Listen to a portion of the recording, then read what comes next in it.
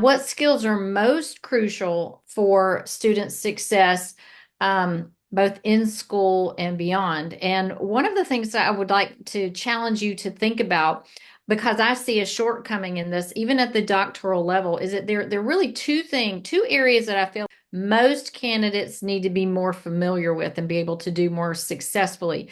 One of those is writing. I see a huge deficit in candidates' abilities to write, and this goes back down to the basics of writing a topic sentence, maybe even a 5-paragraph essay.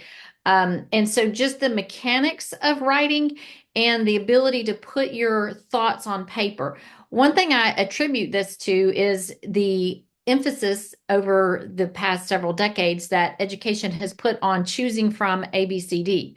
With these standardized tests, we are really making that so important that students, we give you these choices and you just choose from what we give you, rather than trying to pull out of you what you're thinking about and what your thoughts are, and to get you to think outside of the box, outside of that standard. The standardized tests are really pushing everyone to learn the same information, when if we think about the great thinkers of the past, these are the people who thought differently than others, than everyone else. So if you think about Benjamin Franklin, you think about any of the past presidents today, you could think about Elon Musk. I mean, he's doing things nobody else has done. Nobody thinks the way that he thinks, which has allowed him to have great success and great wealth. I think he's on track to be the first individual trillionaire in history right now.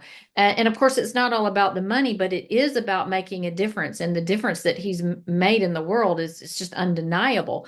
But he did it because he was thinking differently than other people. The other thing he did that I thought was really interesting is that when he was young, he was in school, he literally read every book in the library, and they were out of books for him to read. So they were ordering more books for him to read. And while they were doing that, he read the encyclopedias.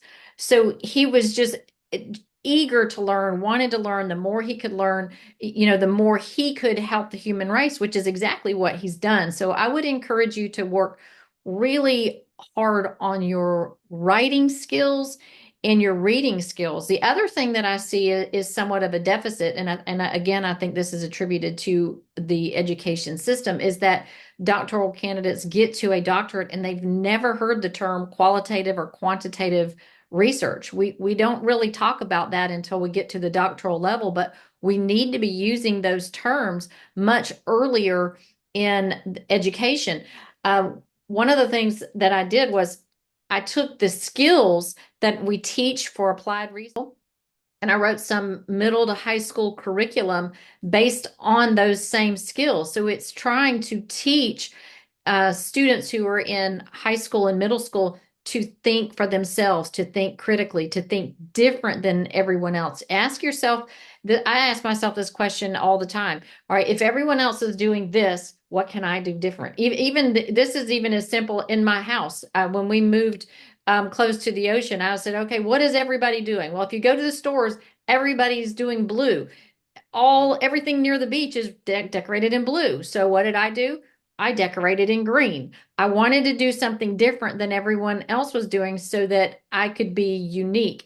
And I would encourage you to do that in whatever is exciting to you, whatever you feel like is something that is a strength of yours.